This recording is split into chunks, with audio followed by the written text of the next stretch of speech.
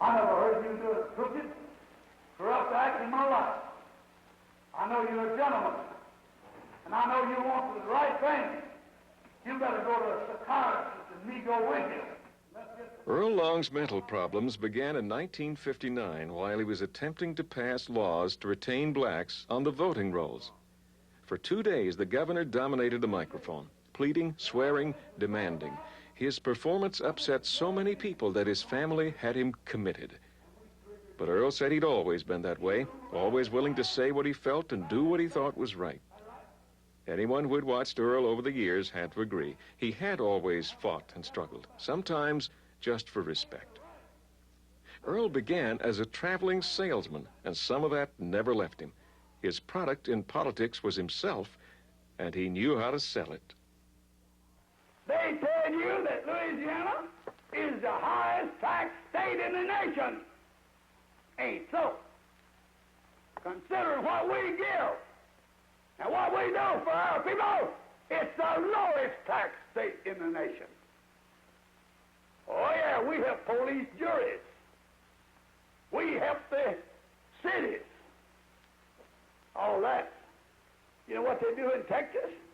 They let them root for themselves. Oh yeah. They tax corn in the crib out there. They tax billy goats, money in the bank, rings and diamonds on women's fingers.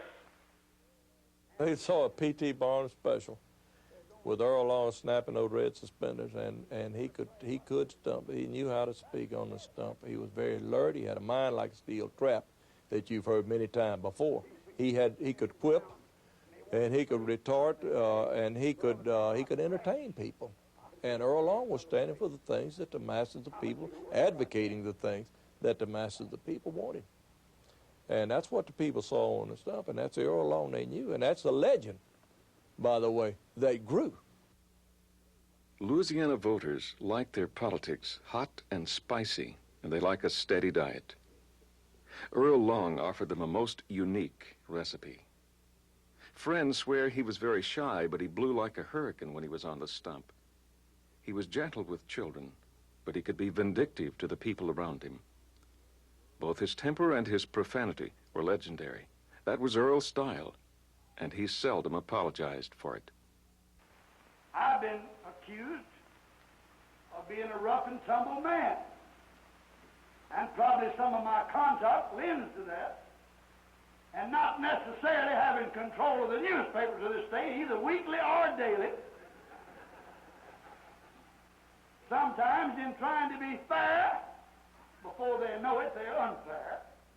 He wasn't a refined man. Somebody said that Earl reminded him of brown sugar. He was sweet but unrefined. But I never caught him when he was too sweet. Once in a while, he'd be a little bit unrefined. Earl was in no degree a polished gentleman. Had he been, he probably wouldn't got a lot of votes he got. Got a lawyer, Mr. Macker, from negative $600 a month. He couldn't find Bill Dodd's office right now. But he finds his way to the post office every month to get that $600 check.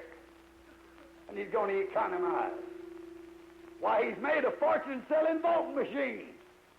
The thing about you ran against Mr. Earl, you could all remember that everything had been said about him that could be said.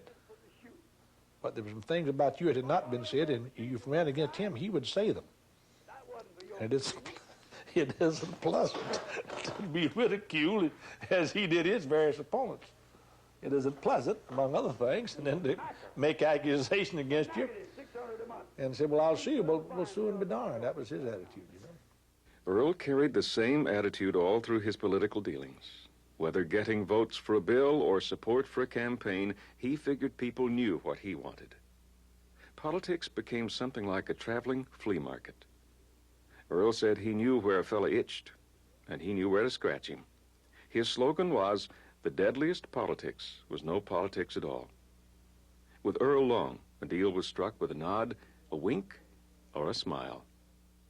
Everywhere a candidate for governor goes, there'll be people following him that want something. And time again, I hear say, well, now, Earl, but you know, this is all I want, is this. And he said, well, that you'll have. That's what you want? You'll have it. And then as he walked away, he'd turn around and say, or something better. Now, of course, he might say that to 10 people. This is what you'll have, or something better. Now, when it came time when he was elected and it was time to provide that one thing, it was within his judgment to decide what's better. There wasn't exactly a true democracy operating. Representative government, where the people select a representative to go to the legislature and express their opinion, they soon became under the control of the governor by the promise of jobs, by the promises of roads, by the promises of bridges, or whatever. In that respect, he was no different from other governors, although I think perhaps he was more effective because he knew how to do it better than most governors did. There's only two classes of people that can get first-class hospital treatment. That's the poor and the rich. All right? Why, it's so high, ordinary man can't afford to be sick. So I guess that's where they practice that Christian Science, you know. More than anything else, Earl Long was a true character, something Louisiana voters treat with affection. People still talk about Earl's pea patch farm in the hometown of Winnfield, Louisiana, where he could show off his country upbringing. They laugh about his habit of shopping for bargains in the newspaper and how he would start his day by placing bets on the horses. Uncle Earl passed through the boundary of politics to become a part of folklore. He would do his most serious dealing or conducting business in that pea patch farm. If you wanted to do him with him absolutely confidential, that's where you did it. You would see him up there. He'd take you for a ride or go with you for a ride, and he'd show you his cows and show his parts. And if you didn't show much interest in his cows or the farm, you just may not get what you come up for. I don't believe in gambling.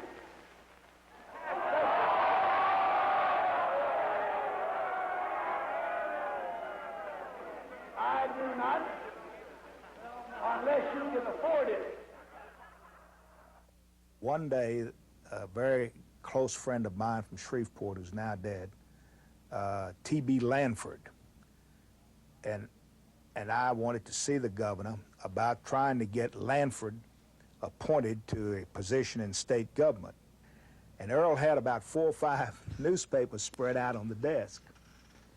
And believe it or not, he was betting horses at practically every racetrack in the country. Earl enjoyed being at his pea patch farm, being at the racetrack, running around over the state talking at crossroads stores and things like that. Earl enjoyed politics, and he enjoyed being governor. Being governor in Louisiana is not like being governor in any other state. The Constitution gives great power to the job, and with it, the possibility of doing good things for the people. For all his faults, Earl Long did that. He began at the tail end of the Depression and finished during the early days of the space age. In all that time, his style never changed. Neither did his ambition. Earl was one of the greatest political strategists of all times for the thing that he was really interested in getting. And his whole life strategy politically was to be governor every other 4 years. His whole being was politics, and his politics. Everything that he thought and planned and did and worked for was bent in the direction of Earl Long being governor. Old Earl's not running for the COD. He's running for the good he can do for the people of this state. I'm the best friend the poor man, the poor colored man, ever had in the governor's office, and I'm proud of it. He appealed to the everyday people that he wanted to help them, and he tried. His programs were like the free hot lunch program and the roads and gravel and culverts and country fairs. That's where his power base was. That's where he came from. Poor man's friend, poor man's friend, poor man's friend. There really is no secret as to why Earl Long wanted to be governor of Louisiana. Ever since his older brother Huey was elected in 1928, Earl wanted to follow in his footsteps. But that's the way it was with those boys, ever since they were growing up in Winnfield. They were very, very close, Earl and Huey, all of their life. They roomed together, and Earl always wanted to do everything that Huey did. Huey was his idol all through his life, and of course, as Huey was governor, he wanted to be governor. Huey and Earl came by their politics honestly. The red clay hills of Wynn Parish in North Louisiana have nurtured both pine trees and political rebels. The Louisiana populist movement was centered there in the 1890s and early 1900s. The boy's father once ran for the state senate, opposing corporate control of government, and he encouraged political discussion in their home. Earl and Huey learned hard work on the farm, and they learned about people as traveling salesmen. When Huey first ran for governor, Earl had a job selling dye and shine, shoe polish, and he had the territory of Louisiana, Mississippi, and Texas. I never heard of anybody selling a job, but he sold that job because Huey needed money to run for governor, and he sold that job to a friend of his for $11,000, and that was the nucleus of Huey's fund when he ran in 1928.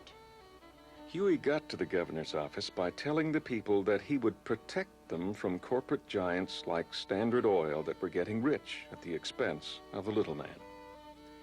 First as railroad commissioner and then as governor, Huey said and did things for which poor people in Louisiana had waited generations. Huey very simply began to tax the rich to help what he called the poor people of the state. Well, that was building roads that people could ride on. It was providing schools where their children could go. It was providing them with books and pencils and tablets in one shape or another. On the other side of the coin, the people who were paying for it and the news media almost entirely were just as bitterly opposed to Huey as the so-called common poor people were for him. Earl helped get Huey's new program pushed through the legislature, and when they tried to impeach Huey in 1929, Earl persuaded several senators to pledge their loyalty to his brother. He brawled with one man who was for impeachment, biting him so severely that the man had to get a shot of anti-lockjaw medicine. When Huey was elected United States Senator, Earl figured it was time for his own reward and asked Huey for his support in the 1932 election.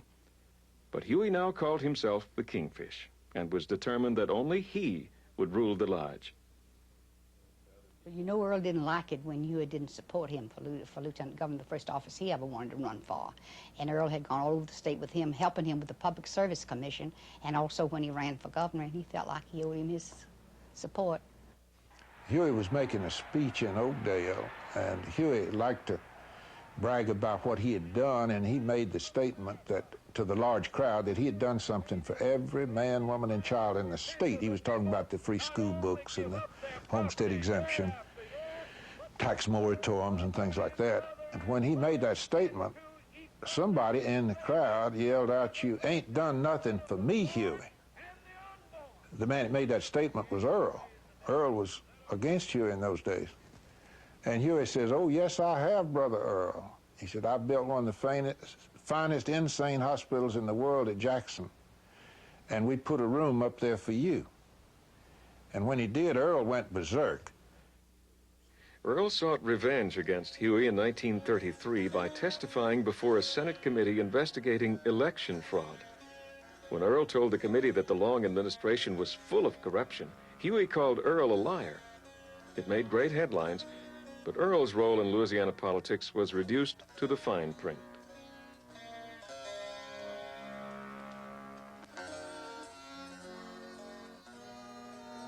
Shortly before Huey's death, he and Earl settled their differences. The Kingfish was making a bid for national power and needed Earl's help in Baton Rouge.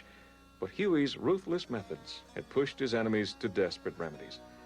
In September of 1935, Huey was shot outside his old office in the state capitol building.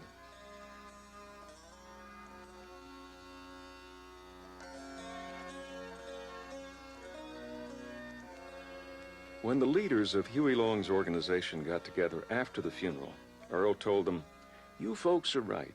Huey was the only smart one from Winnfield. But I'm still here." His ambition was clear to everyone. Succeeding his brother would prove to be difficult, but not as difficult as living up to the legend of Huey Long. Nobody ever knew who the governor was until Huey was governor. Nobody in the United States knew anything about Louisiana. They'd heard of New Orleans until Huey got to be governor. Huey put Louisiana on the map. I think Huey Long wanted to be president of the United States, and I think that was really his goal. And I don't think Earl Long had any desire to be president of the United States. I don't think he would have served if you had handed him the office free. He loved Louisiana, and he wanted to be a part of the Louisiana scene.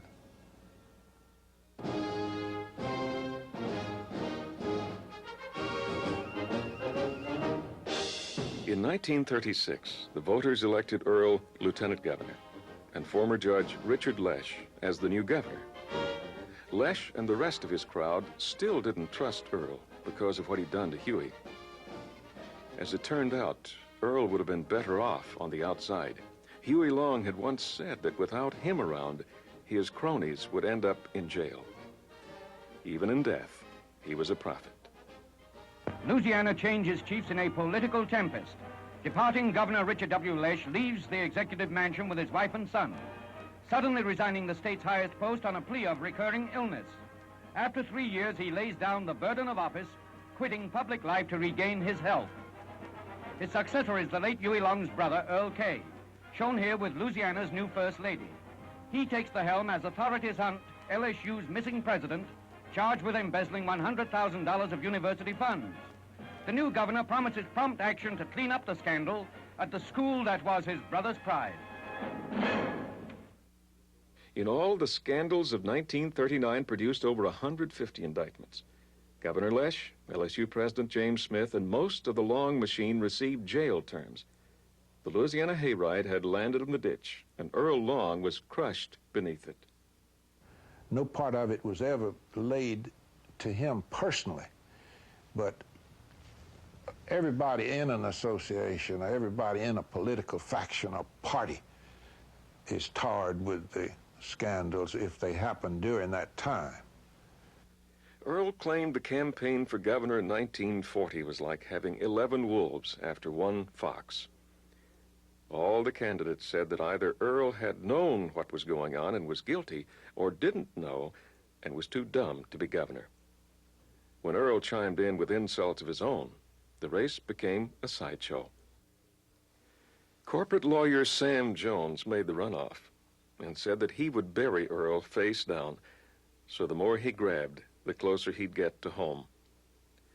Earl got the legislature to vote more money to school lunches and old age assistance. He also used state workers to hand out campaign material, some of it containing racist articles about Jones. But the voters wanted reform. Sam Jones won, and Earl was left in temporary defeat.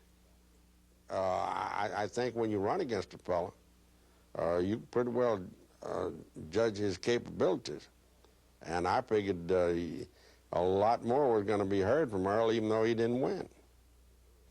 Jones did bring reform, with Earl fighting him all the way. A victory by country singer Jimmy Davis in 1944 showed that voters were satisfied with the changes. Earl tried to get in the race, but once again had to settle for second spot on the ticket. New Orleans Mayor Bob Maestri was head of the Long faction and felt Earl's personality was too volatile.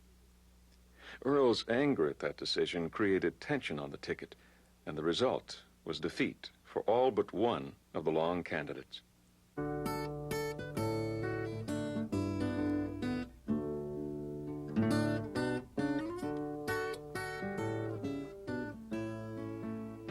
8 years of reform had been good for most of Louisiana. There was peace and harmony in the bayous, and the memories of war faded away. Both Sam Jones and Jimmy Davis had spent what they could and still left a surplus. In 1947, about the only person in the state who felt Earl Long would be the next governor was Earl Long himself. Earl Long had learned a lot of politics in the 8 years between the time he got beat in 1940 and 1948. He had run for lieutenant governor in 1944 and been defeated, but he had politicked and rebuilt fences all over the state during those 8 years. And at the same time, Sam Jones, after he got out of the governor's office in '44, he went back to Lake Charles and started practicing law. And as I remember, he wasn't very much in the limelight. Earl knew the state, he knew the people, he knew what the people wanted to hear, and he got the people interested in his campaign. Earl got the people interested with a platform that had more promises than divine salvation. There were hot lunches for the children, pensions for the old people, roads and hospitals for everybody. And when Sam Jones tried to make personality the issue in the campaign, Earl was delighted. When you go into a town, the local radio station would want to broadcast, and we let them. Oh, man, there'd be as many people as you could crowd into, for instance, in Lake Charles, you could crowd around that old courthouse. And the radio station would pick up the speeches. And they liked to hear Earl on that particularly. But Earl always had me on there to talk about Sam Jones having a political automobile accident, and me saying that the veterinarian wouldn't sue that doctor for treating a jackass without a license. You know, he always on me. And the radio played a big part.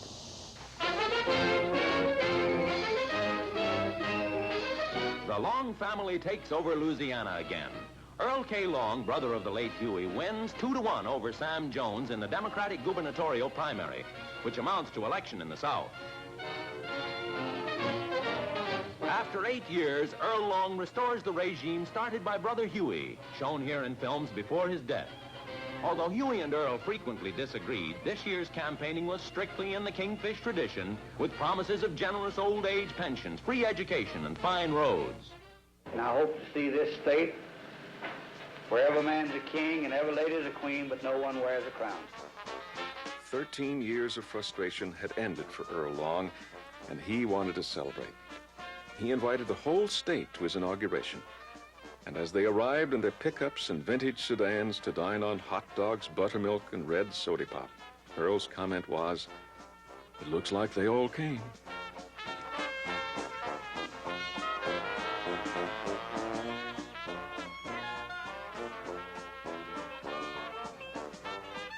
There had been speculation over how the reforms would affect Earl Long. Would he rule or dictate? Well, mostly he ruled. Longism was back, and Earl emphasized that by appointing Huey's oldest son, Russell, as executive counsel. But Longism was more than symbols. It was programs for the poor and less fortunate. Earl had made some promises, and he had the votes to fulfill them. I remember hearing Earl and Huey both say when they were kids going to grammar school in Winnfield that some of those children would come there with maybe a cold biscuit or a sweet potato, and that was their lunch. And he made up his mind if he ever got in a position to do anything for him, he was going to do it. I knew exactly what was happening because I was one of the two people that he had designated to prepare the legislation for it. And the legislation, of course, was putting it into effect and raising the taxes to pay for it, very simply. Had he been running after he had raised the taxes, he would have had an awful lot of trouble being reelected, if not defeated. But his philosophy was very simple. I can't succeed myself, so I'm going to do exactly what I said, and they'll remember all the good things that I did, the people who got it. Earl offered a friendly reminder by showing up the last day of the 1948 session with sacks full of $50 checks for the elderly. The other benefits he passed were also impressive. New vocational schools and charity hospitals, a minimum salary for teachers with equal pay for black teachers, and an expanded hot lunch program. But the list of new taxes was also impressive. I gave Mr. Morrison the tax on cigarettes, which he helped write the bill. Power politics returned to the Capitol with Earl's first full term. He believed in the kind of control Huey had as governor. So Earl created more jobs to hand out by reorganizing several boards and by supporting the repeal of civil service. He also took steps to limit the power of Delisopes Morrison, the new reform-minded mayor of New Orleans. The reaction to all this showed Earl one thing that hadn't changed in 8 years. Newspapers still didn't like the way the Longs did business. The media, particularly the newspapers, and particularly the New Orleans Times-Picayune and the New Orleans States, really gave them the worst of it, but so the newspapers from all over the state. Frankly, times had changed. That type of approach no longer had the potential it had before. The result was it tended to make Delisopes Morrison the hero rather than Uncle Earl. Later that year, when Russell ran for the U.S. Senate on Earl's record, he nearly got beat. That narrow victory convinced Earl to back off and modernize his approach. When he suffered a heart attack in 1950, he slowed again and reflected on the accomplishments of his first term as governor. If you accepted his philosophy, I don't believe you'd quarrel too much with his administration of that philosophy. But, of course, many people did not believe in a tax and spend kind of concept that he advocated. But I sometimes wonder where would the state have been if it wasn't for that program that Earl Long put on to raise revenue in 1948. Where would we have been financially, and what would have happened to the program that we have in effect in this state today if it hadn't have been for his massive tax program that he had the foresight to see in 1948 and had the intestinal fortitude to pass them. One of Earl's favorite sayings was he didn't have any advisors except his instincts, his conscience, and his heart. The election of 1952 proved that beyond a doubt. Since Louisiana law didn't allow him to succeed himself, everyone assumed he would support Bill Dodd, his lieutenant governor. But Earl selected a complete unknown, Judge Carlos Spate, to run for governor. Again, Earl had borrowed a page from Huey's book. And I think Earl had some streak of jealousy in him, and particularly with people who were in politics who he thought might be reaching the same political level that he might have attained. He felt that they needed to be chopped down a little bit, and that he, didn't want them to rise as high as he had risen. Earl claimed Dodd had tried to take over while Earl was recuperating from his heart attack. Their split opened the field to other candidates and gave a clear advantage to Robert Kennon, a well-known anti-Long man. In all, 9 candidates made the race, but it was Earl's personality that dominated the campaign. He said, we had a man in this race named Bob Kennon. Oh, he says, what a great moralist he is.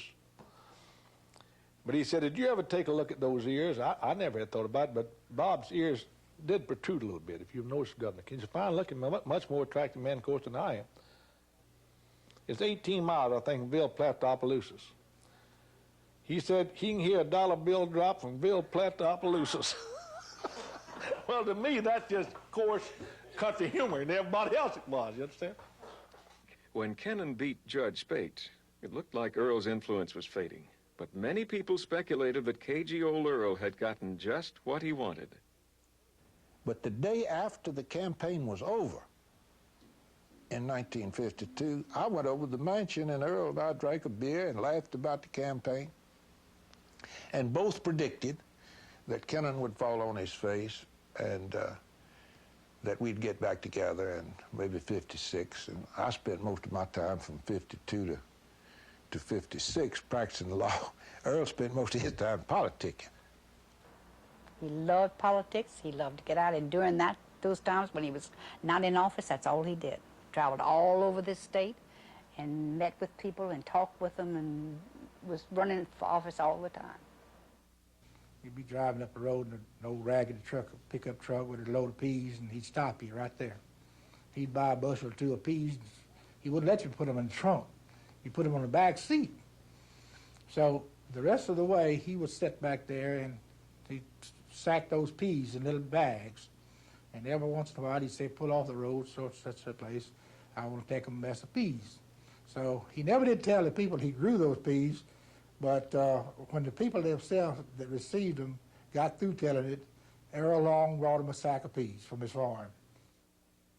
And Kennan did just what Earl wanted him to do. He fell on his face, and Earl came back in the first primary in '56.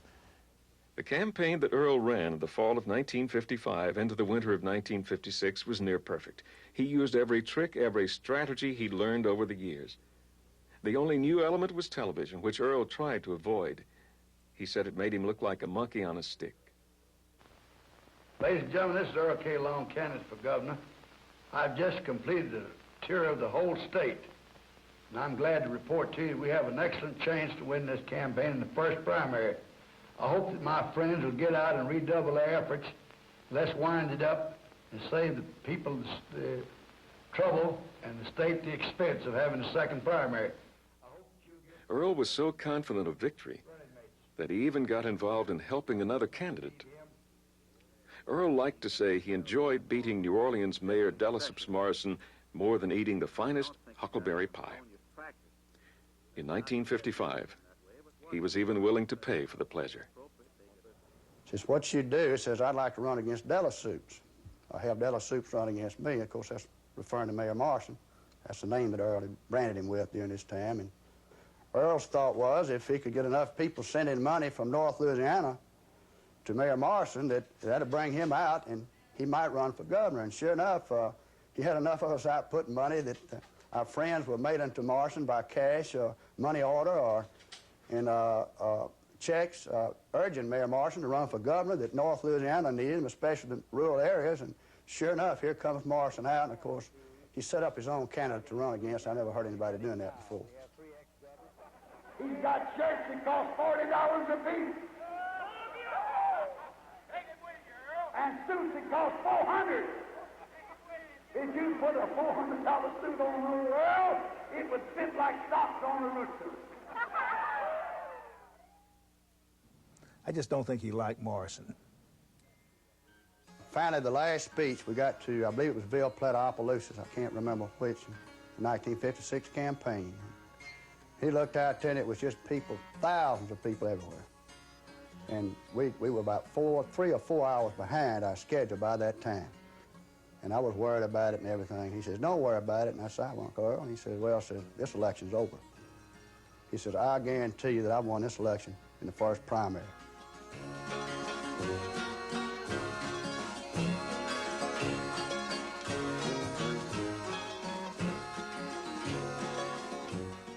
Earl's comment on victory was, Huey never done that, did he? A first primary victory was almost unheard of. Governor Kennan had passed a law that limited the money available for inaugurations, but the Long family didn't seem to mind. The spring sun was shining, and it was a new dawn for the voice of the people. The only clouds were political, and they were gathering inside Earl Long's mind. When he won, he was tough. Best stay away from him. And in '55, when he won, he never came down to earth. Previously, he'd come down to earth and get down. But in '55, he never came down to earth when he won that first primary victory. Mr. Martin's never been defeated yet. This is sustained be the first setback. He was at the height of his power, and it was very, very plain to see that his ego had reached such a high pitch that he didn't think he could do any wrong, and that was when he started out to start clipping wings. So he had the bills introduced to remove the insurance department and the voting machine department out of my office. He made appointive officers to begin with. The heat got too big, then he made them elective. And Earl, when he saw what was happening and the crowd was against him and with me as it was, then he made up his mind that these people were not going to talk, and the way to keep them from talking was to keep me from introducing them. I'm going to Mr. prove that Chairman, you're may I friend. appeal to you, Mr. Chairman? No, I want to ask one question. I am speaking, Mr. Chairman. I'd like you to have order, please. If the committee don't Let's say... have order, Mr. Sergeant at Arms. Let's have order. I still want order, Mr. Chairman. How you doing? Political feuds were the order of the day in the first part of Earl's new term. Top of the heap was clearly defined as the ground beneath the soles of his shoes. His greatest frustration came when he tried to raise revenues. Governor Kennan had passed a law requiring approval by 2/3 of both houses for any new tax. Earl had promised no new taxes, but he had also promised higher old age pensions and more hot lunches. How roads and bridges and schools and hospitals and whatnot. The governor was able to get money for a branch of Louisiana State University in New Orleans, but first he had to fire most of the levee board to get approval for the land. Folks around the capital were used to Earl's battles, so no one paid much attention. But during the latter part of 1958, the hidden demons in Earl Long's life were slowly beginning to creep out. On one occasion, he had a gun in his belt, inside his trousers, with a handle sticking out, and he thought someone was after him. I mean, it was obvious that the man was mentally distressed. Don't worry about old Earl being too old. I'm 63, you know, but I still got a little snap. And as long as I'm governor, I've got 13 more months, and who knows, I might have 48 more. So come see me. I can help you. Since the Constitution said he couldn't succeed himself, Earl decided he could resign before the next inauguration and still run for governor in 1959. One of his concerns was that segregation leaders were using new registration laws to purge blacks from the voting rolls. The Brown decision of 1954 had caused an irrational fear among some legislators toward the idea of forced integration, and Earl felt the new laws were unconstitutional. Earl was a segregationist, but the Long philosophy of social benefits had always included blacks, and that philosophy had produced large numbers of votes on Election Day. On one campaign, and I was in the audience, it was an open air. He was speaking from a truck. He had about half a dozen hams that he would give, and he said, now I'm going to give one of these hams to the fattest nigger here. And of course, the way he said it, you knew he didn't necessarily mean it derogatorily, and the people just laughed. One fat man went up and got it.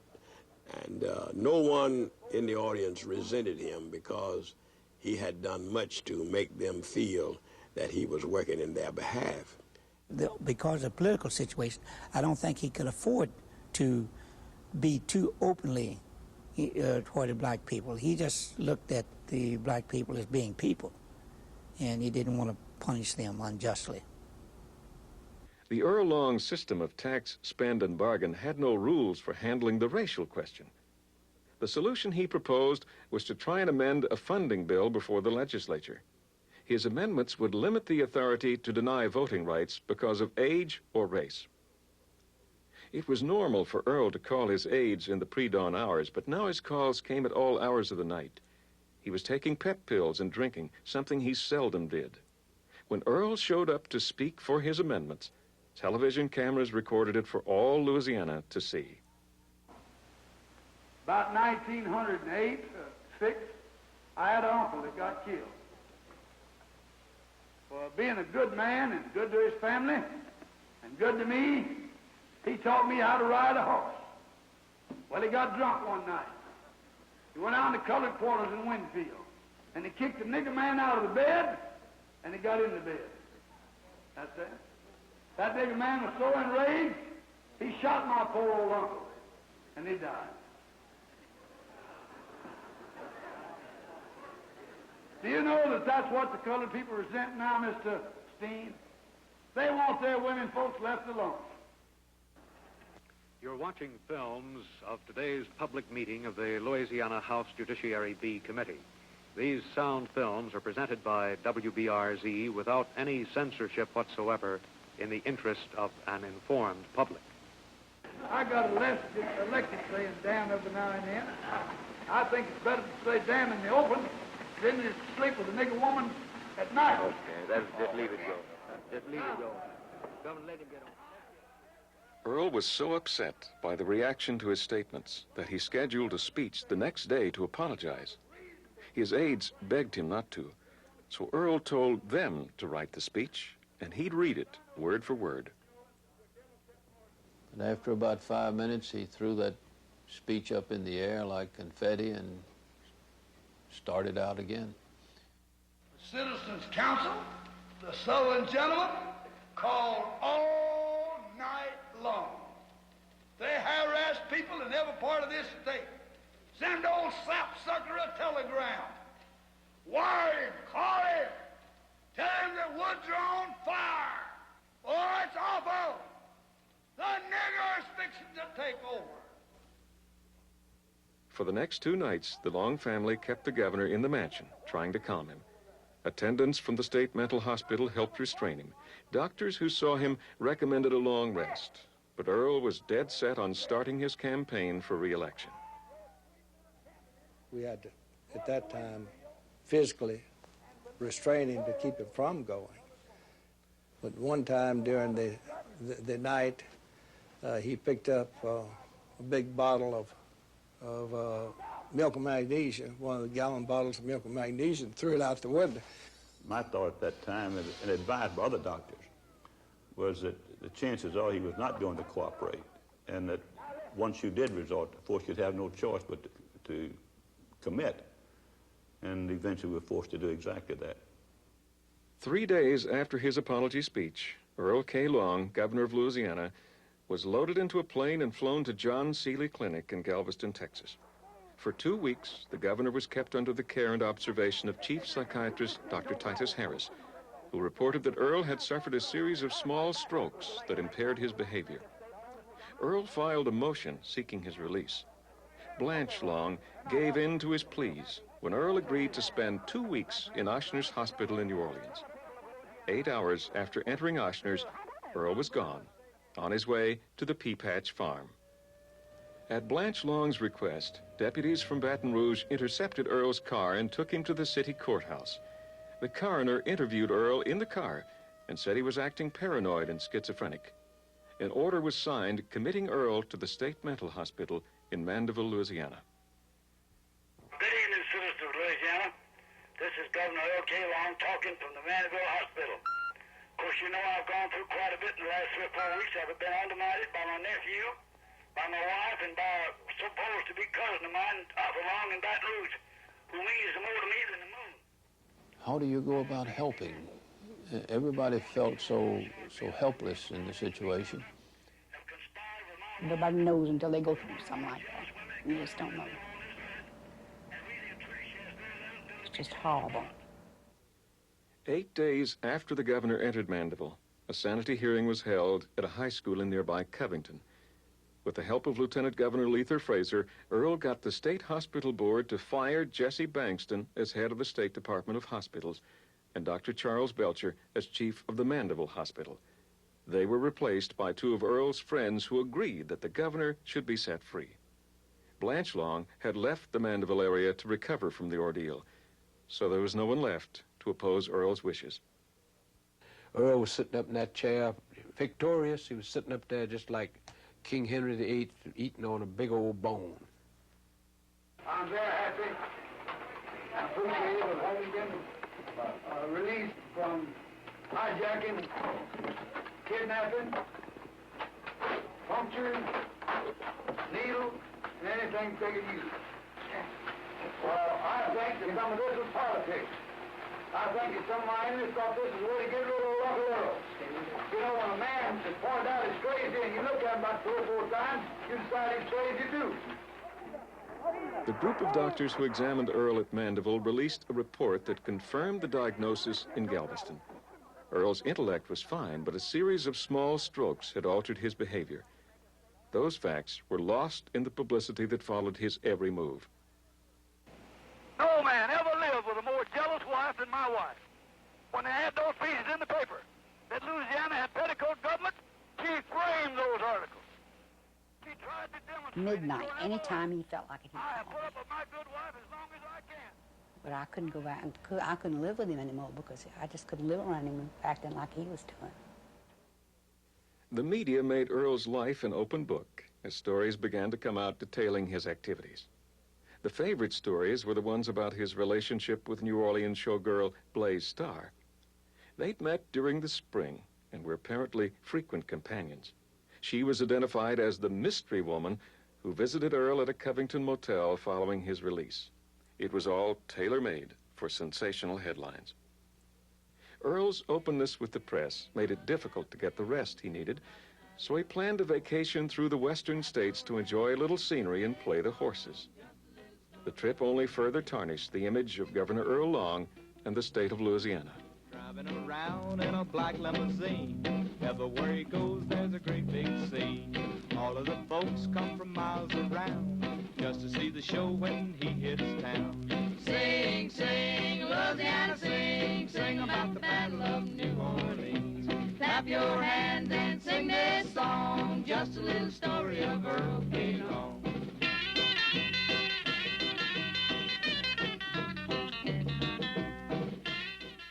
Reports of Earl's vacation didn't go over well back home, so there was no enthusiasm when he called a special legislative session upon his return. Long Floor Leader Ben Holt motioned to adjourn the House of Representatives soon after the session opened, making it the shortest in Louisiana history. A few days later, Earl received another setback when the state Democratic leaders said that he had to resign as governor by September 15th if he wanted to run in the upcoming election, which meant Earl would have to give up 7 months of being governor. He decided to run for lieutenant governor on a ticket with Jimmy Noe, a former state senator and Earl's enemy during the 1930s. At no place in the state of Louisiana did we have any banners or any stickers or any way that showing that Jimmy Noe was running for governor and Earl was running for lieutenant governor.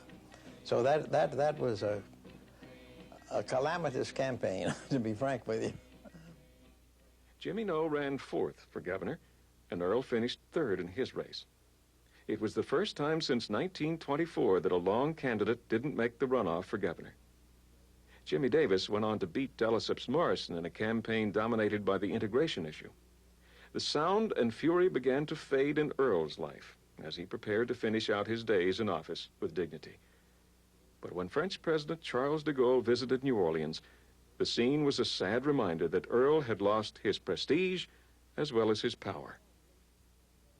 Long looked like a rather pathetic figure the way he was ignored by others. And I thought it was just in bad taste. It was a shame for the governor of the state to be treated that way. He was trying to be on his best behavior. For Earl Long, he was quite restrained. At the Jimmy Davis inauguration, Earl showed up wearing a red vest and escorting his friend Blaze Starr. Later, he went home to Winnfield, and the citizens of Louisiana breathed a collective sigh of relief.